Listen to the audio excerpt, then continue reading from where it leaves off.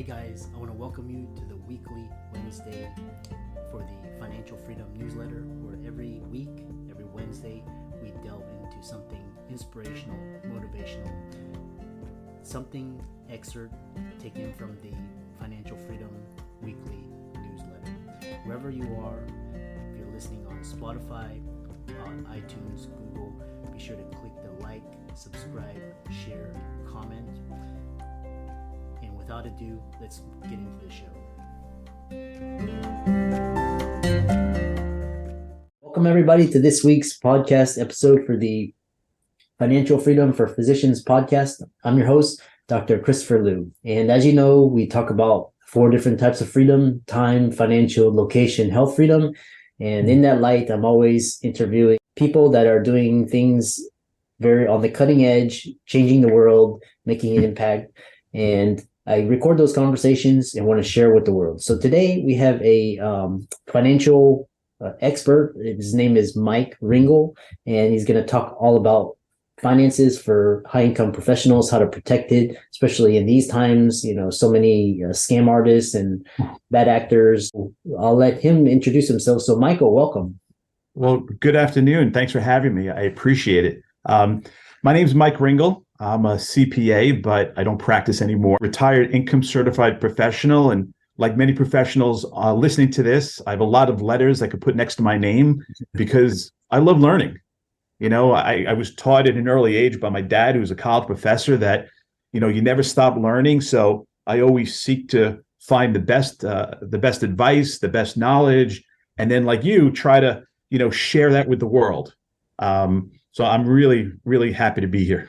Yeah, this is great because, you know, we were talking backstage and, you know, we have similar goals, and we're trying to, you know, prevent the little man from getting killed. It seems like, you know, only the top 0.1% is able to thrive today. So let's talk about this idea of dispelling the myths of investing, the story of investing. I'm curious what you have to say about that. Sure. Yeah. So first, let me just start off with why I exist in this business. My purpose is to empower families to experience their own purpose, freedom, and abundance. Right? The problem I find today is a lot of people are coming from the world of scarcity, and I try to coach and inspire and teach people to empower them to come from a place of purpose, right? Freedom and abundance. And myself and my team, we accomplish this by inspiring and coaching families on the truths of investing and designing a plan that supports their purpose. So the first thing we really do is focus on, you know, what is your true purpose for money, right? A lot of people, you know, listening to this podcast got into medicine because they love medicine. They love helping people. And that's their purpose. And they get rewarded financially for it, which is great. But a lot of times people make decisions that really doesn't align with what their purpose is, or their purpose changes over time. So one of the things that we do is we hold courses free of charge that we teach people and we coach people on the truths of investing. And the first thing we do is we start with the myths of investing. And I'm not going to go into the detail, but there are 4 myths, right? The first myth is that there are people out there who can consistently pick stocks. I mean, have you ever gone to a party where somebody says, hey, you know what? You should really buy X. They can't do it on a consistent basis. Now, what we're seeing today, I mean, literally over today in the last few weeks, is the implosion of crypto and FTX. And I'm sure you've been to parties and I've been to parties, and people have said, hey, you know what? You need to take your money and you need to put it here. And to me, that's speculating and gambling. You work so hard for your money, right? People can make one really, really bad choice in their lifetime, and they could lose 40 years of their life work. Stock picking is the first myth that somebody can actually do it on a consistent basis. The second one is what we call track record investing, meaning that just because somebody invested and made money in the past doesn't mean they're going to make money in the future, right? We've all heard the phrase, you know, past performance is not indicative of future return. But the problem is that that's what people do. They look at past history. They say, wow, these companies, these mutual funds, these investments have gone up significantly, but there's no guarantee that they're going to do the same in the future. we need to focus on the myth of track record investing. The third one is market timing. Like nobody knows when to get into the market, when to get out of the market. And I mean, I could tell you countless stories on people who've tried. Maybe later we'll talk about that a little bit. So, if you're invested in the market, you need to stay in the market and not time it. And then finally, it's cost, right? The cost of investing, the cost of funds, things that you don't see in portfolios, those costs can hurt you. So we talk about those four myths, we dispel the myths, and then what we do is we talk to our clients and we coach people on the two screens when it comes to investing. Either it's speculating and gambling, it's implementing Nobel Prize winning, empirically tested portfolios that we know work. And because your audience is pretty well educated, I'm sure that they want to go with the education, the math and science around investing, not the speculating and gambling. So those are the myths. Yeah. Yeah, that's interesting. It's quite when you talk about, these four myths and really for, especially for high income, they're just looking for a way to get passive income. They can safely, put away their money. They don't have to worry about all these, implosions and people stealing their money and all that. Yeah. What are some of the 5 huge mistakes investors are making right now? That's a really, really great question. I think the first mistake that they're making is not being educated on it and leaving it to somebody else to make the decisions for them, right? Investing really isn't that complicated, right? There are really 4 key things that you need to think about. Number 1 is you need to own stock, right? And you need to balance it with bonds or fixed income. So when we build a portfolio, we want to make sure that we own all the different asset classes, right? And we want to use bonds to be able to manage the volatility, right? You're not going to crush it, right? From an income point of view, owning bonds or fixed income, but it's going to stabilize your portfolio, right? So number 1 is you own a portfolio that consists of equities and fixed income. And one of the things that we do that's a little bit unique is for that fixed income portion of the portfolio, we use a lot of times whole life insurance for a lot of reasons. Number 1, you have the significant death benefit. Number 2 is you have the buildup of cash value, and that cash value grows like a bond. And the cash value in life insurance is a non-correlating asset to the markets, meaning that it doesn't matter what the markets are doing, they go up or down. Cash value life insurance always goes up, right? It can never go down. So now you have this asset that's non-correlated to the market that you can use as part of your bond portfolio. Number 2 is you want to be globally diversified. Since we never know which asset class is going to be the best or which is going to be the worst, we own them all. When I and my team get financial statements from our clients and we analyze them, we actually have a system called a portfolio MRI, right? Where we can actually take a look behind what people actually own in their mutual funds, their ETFs, or their stocks. And what we discover is that most people are highly concentrated in the S&P 500. 50 to 75% of their money is just in the S&P 500, which is only 500 of the largest US companies. So what that means is when the equity markets in the United States goes down, like it's currently doing this year, their portfolios go down significantly. And we know academically, and we do this through our coaching, we know that the premium in return comes from owning small and value companies. The problem is most people don't own them. And the reason they don't own them has to do with something called familiarity bias. They're familiar with the S&P 500. Everybody owns it. It's a great index to own. But if you own too much of it, then you're susceptible to the significant possible loss that's currently going on today. So number 1 is you need to own equities and you balance the portfolio with fixed income. Number 2, you globally diversify.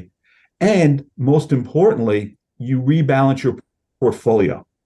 What I mean by that is every quarter, what we do is when, let's say you have a 50-50 portfolio, which is 50% stocks and 50% bonds, and the stocks go down and the bonds go up, what we do is we have algorithms that sell what went up and buy what's on sale. It's human nature to do the opposite. When people open up their statement and they see that stocks went down and bonds went up, their initial instinct is to sell the stock, because if it went down, they assume it's bad. And then they buy high. And we've all been taught what we need to do is you buy low and you sell high. So, for example, what happened right after COVID, or the beginning of COVID, in April 1st, let's say, of 2020, when stocks were declining significantly and bonds were increasing, what our structured portfolios did was they sold the bonds, around $320 million worth of bonds, and bought the stocks that were on sale to get it back to 50-50. Then, over the next year and a half, the markets took off, and the number one asset class in that time frame was small value companies. It wasn't the S&P 500. And those people who own that asset class got rewarded handsomely for it. Again, it's based upon the math and science and the academics of investing, not speculating, gambling, and trying to forecast the future. And finally, it's managing your behavior. What people hire us to do is to coach them to manage their behavior, especially in markets right now where you don't panic. If you hit a little turbulence, you're not going to jump out of the plane. And the same thing with the markets right now. Markets go up and markets go down. We have data that goes back to 1926 as to what happens after markets go down. Well, they go up. When they go up, how much they go up, nobody knows. And if they try to tell you that they know, they're just forecasting and guessing. So those are the things that you really need to think about: is own equities and fixed income, globally diversify, rebalance your portfolio, and have a coach to work with who can manage your behavior such that you don't make a mistake that crushes your 40 years of work that you've done to get to the point of retirement. Yeah. Very sound advice. And when you're talking about managing behavior, you have this idea of mind over money and the war over our mind for our money. Elaborate on that? Yeah, I mean, if you just take a look at what's going on in the news, right? You turn on the TV, you turn on Fox Business, you turn on CNBC, and there's a war for our minds, right? They're trying to capture our attention, and they do it using fear, because fear sells. So it's going to be really bad. We're going into a recession. We may be in a recession. Who knows if we're in a recession yet, right? They talk about all these different things because the media, what they need to do is they need to get eyeballs to turn into their channel, because that's how they sell advertising and make money.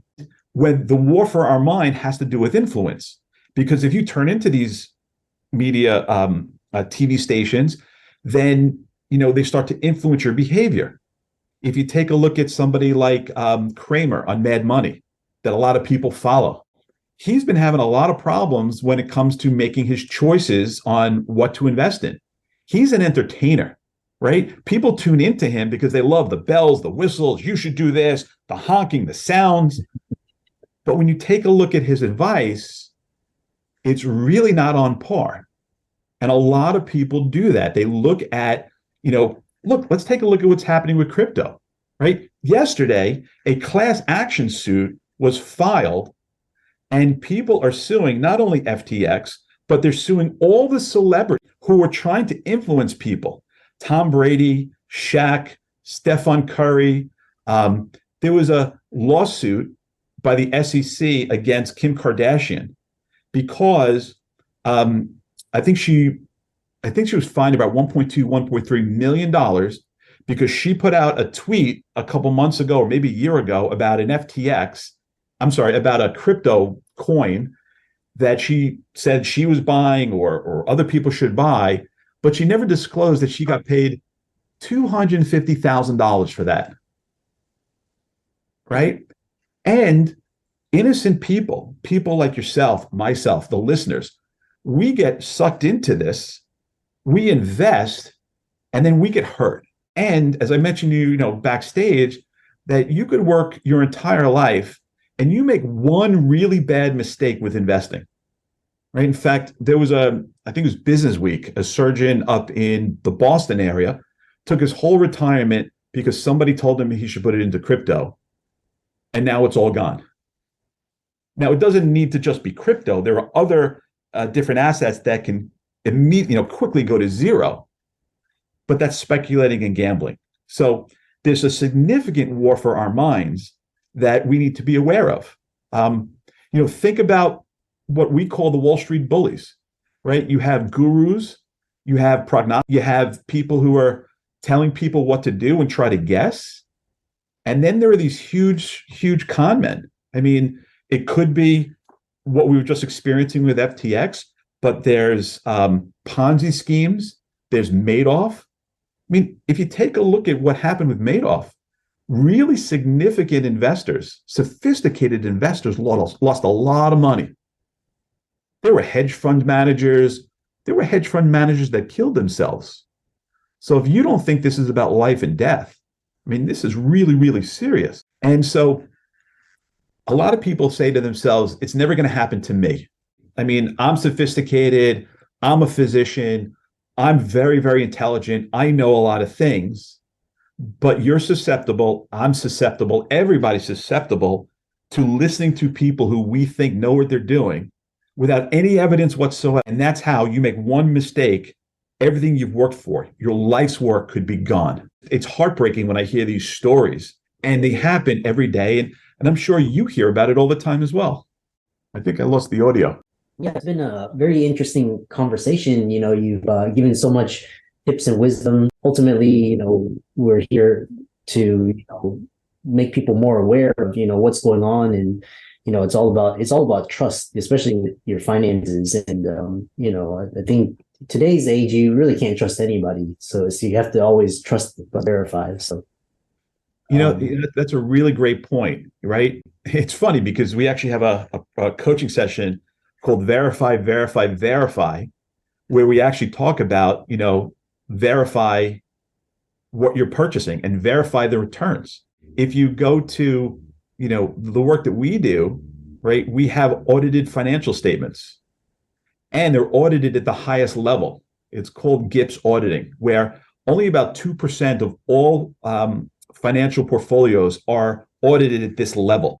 And you need to verify the returns, and you need to make sure that you know what you're doing. The problem is, or the challenge is, that you're so busy, I'm so busy, right, that you're so focused on what you do best, which is making money, that a lot of times people don't spend the time to learn this. So one of the things that we do is we actually hold a 2-day course called the American Dream Experience. Imagine spending 2 days with your peers talking about investing, learning about it, but starting with what's your true purpose for money, right? I mentioned before that, my purpose is to help people experience purpose, freedom, and abundance. So what's your purpose for money? And once you discover it and then you share it, then all the financial decisions that you make are going to be revolved around what your purpose is. So during that 2-day course, right, which is actually a free course, if you qualify, what I mean by that is if it's something that's really going to have an impact on your life, and we do it virtually, and we also do it live in Scottsdale, Arizona, but then you align your investing decisions based upon your purpose. So if you're, as mentioned before, the 2 screens that you have around investing, which is speculating and gambling, if that aligns with your purpose and who you are, right, that's one thing. But if it doesn't, and you align more with the academics and the math and science of investing, when you make decisions here, you're going to live in a world of abundance, freedom, and power versus anxiety, worry, fear, which is a world that most of us don't want to live in.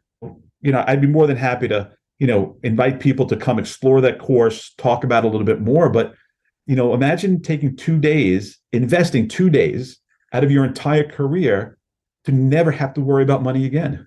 That's what we do for our clients. I'm sorry, could you repeat that? I think I lost the audio again. Yeah, so thanks so much for coming onto the show and dropping so much nugget of wisdom. Thanks so much, and we look forward to. We appreciate you coming onto the show. Oh, my pleasure. Thanks for having me. I hope I I hope I was able to just share one or two things that, are going to be really helpful for your audience.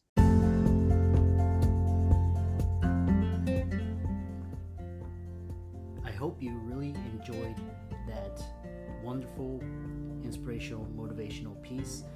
Again, wherever you are listening, if you liked it, be sure to like, comment, share, subscribe. We're on everywhere: Spotify, iTunes, Google, Amazon, Audible. And without much ado, be sure to thank this show's sponsors, and we'll see you next week.